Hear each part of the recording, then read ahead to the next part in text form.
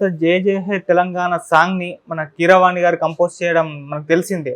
అయితే ఇప్పుడు అంటే తెలంగాణ పాటని పక్క రాష్ట్రం వ్యక్తి కంపోజ్ చేయడం పట్ల టీసీఎంఏ వాళ్ళు, తెలంగాణ సినీ మ్యూజిషియన్స్ అసోసియేషన్ వాళ్ళు రేవంత్ రెడ్డి గారికి కంప్లైంట్ చేశారు సార్. ఒక లేఖ కూడా రాశారు. అంటే మన సాంగ్ కదా, మనమే కంపోజ్ చేసుకోవచ్చు కదా, వేరే రాష్ట్రం వాళ్ళు ఎందుకు అన్నట్టుగా. మరి దీనిపైన మీ ఒపీనియన్స్? మనకు పాత సామెత ఉంది, పని లేని ఎవరో పిల్లి తల గోరిగారు.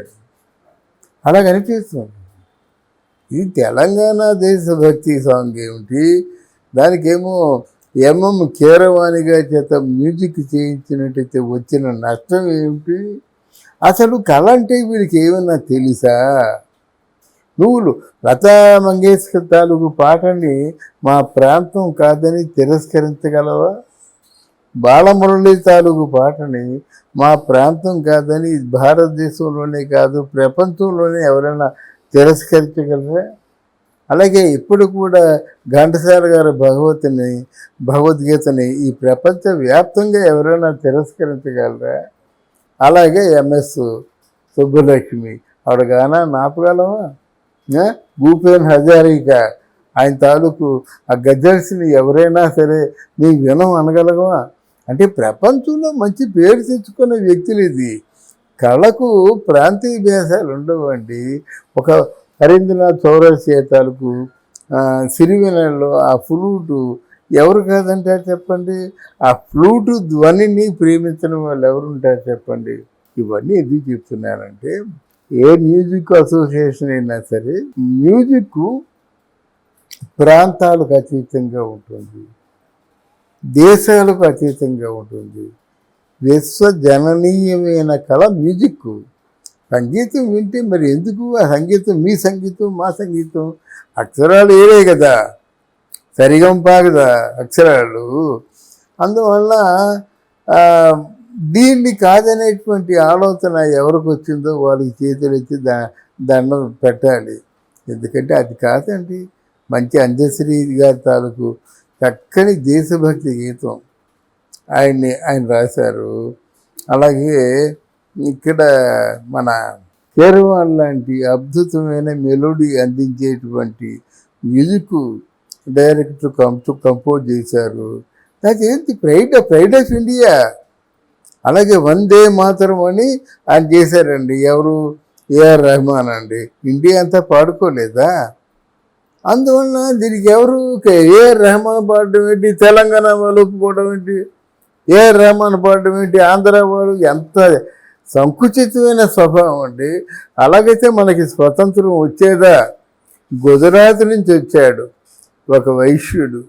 అంటే సామాజిక వర్గం గురించి చెప్పకూడదు, అంటే వాళ్ళు సహజంగా ఎక్కువ ధైర్యం చేయలేరని చెప్పడం కోసమే చెప్తున్నాను. ప్రేక్షకులు క్షమించాలి. ఈ ప్రాంతీయ భేదాలు ఉంటే దేశవ్యాప్తంగా నడుం కొట్టుకొని ఆయన మహాత్మా వెనుక నడిచేవాళ్ళండి. మొత్తం ఊరు తిరిగా భారతదేశం అంతా తిరిగాడు. అందువల్ల అంటే దేశీయ సమైక్యత లేకపోయినట్టయితే వాళ్ళని క్షమించకూడదండి.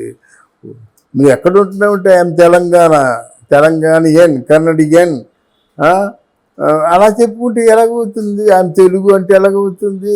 ఐఎమ్ ఇండియన్ అని చెప్పే పరిస్థితి ఈ రోజు వరకు రాకపోతే ఎలాగవుతుంది? ఎప్పుడు స్వతంత్రం వచ్చి చాలా కాలం అయిపోయింది కదా, 78 ఎంతో ఎందుకు లెక్క పెట్టలేదు. అయితే ఇంతవరకు కూడా ఇండియన్ జాతీయ సమైక్యత అనే భావన లేకుండా ఇలా చిలిపిగా సిల్లీగా మాట్లాడుతూ ఆ రేవంత్ రెడ్డి మీద ఏంటంటే పోస్టులు పెట్టడం. రేవంత్ రెడ్డి చేసిన తప్పే ఉంది అక్కడ? అందశ్రీ అంటే మంచి గౌరవం. అందశ్రీతో రేవంత్ రెడ్డి తాలూకు ఇంటర్వ్యూ కూడా నేను చూశాను. ఆయన బాధ ఆయన చెప్పుకున్నాడు. అంటే సమసమాజ స్థాపన ఎంతవరకు కాలేదు.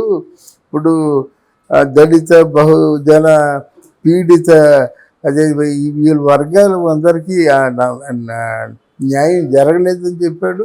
ఆయన పాటలు పాడి వినిపించాడు. చాలా ఉద్వేగభరితంగా ఉంది.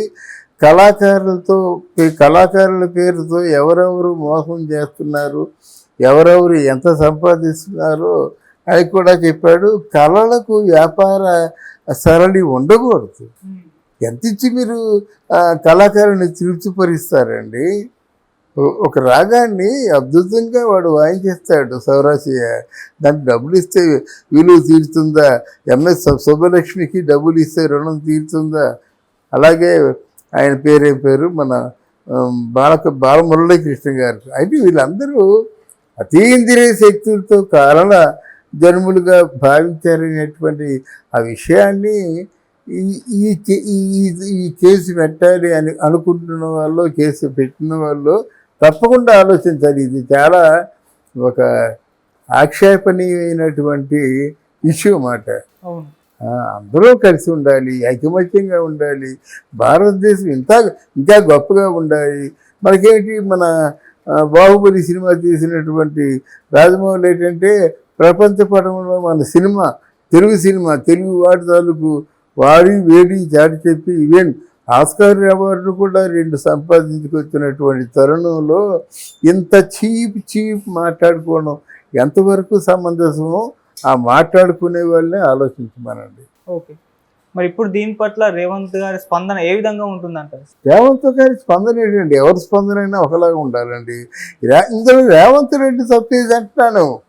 ఆ రోజు ఎన్నో పాటలు నేను రాశాను అనుకొని కేసీఆర్ పాటలు రికార్డ్ చేయించుకున్నాడు. అప్పుడు ఎవరు కూడా కంప్లైంట్ చేయలేదు కదా. అప్పుడు ఈవెన్ రేవంత్ రెడ్డి కూడా తిరగబడలేదు కదా. ఎన్నో పాటలు ఆయన ఇష్టం, దేశభక్తి అనుకుంటాం. కార్మిక కర్షకులకు అందరూ ఎవరైనా బహు జనాన వర్గాలు అందరూ కూడాను అంటే ఎంజాయ్ చేస్తారు. మంచి రోజులు రాబోతున్నాయి, వచ్చే రోజులన్నీ మా జీవితాలే బాగుపడుతాయని ఎంజాయ్ చేస్తున్నారు. దీనికి రేవంత్ రెడ్డి ఏ స్పందిస్తాడు? ఏంటి మీకు ఇష్టం లేదా దేశభక్తితో? ఓకే, ఆల్ రైట్, అయిపోయింది. పొందనండి, ఇష్టం ఉందా పాడుకోండి. అది ఎంత గొప్ప విషయం అండి.